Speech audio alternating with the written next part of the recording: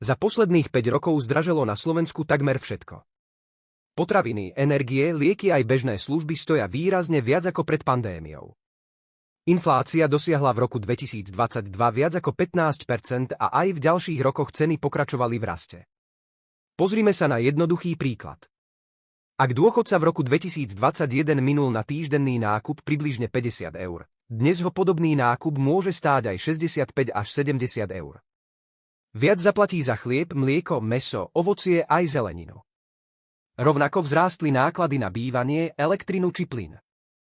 Mnohí seniori hovoria, že hoci sa dôchodky postupne zvyšovali, zdražovanie im veľkú časť týchto peňazí zobrali späť. Najviac to pocítili ľudia s nižšími dôchodkami, ktorí väčšinu príjmu míňajú na základné životné potreby. Okrem dôchodku môžu mať seniori nárok aj na ďalšie finančné príspevky a výhody.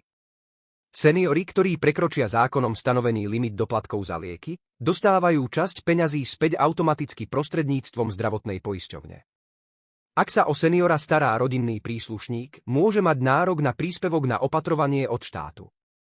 Niektorí seniori môžu získať finančný príspevok na pomôcky, úpravu bývania, dopravu alebo osobnú asistenciu. Seniori s nízkym príjmom môžu za určitých podmienok získať pomoc s nákladmi na bývanie.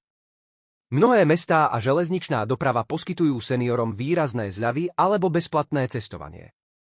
Niektoré mestá a obce poskytujú seniorom zľavy na komunálny odpad alebo miestne dane.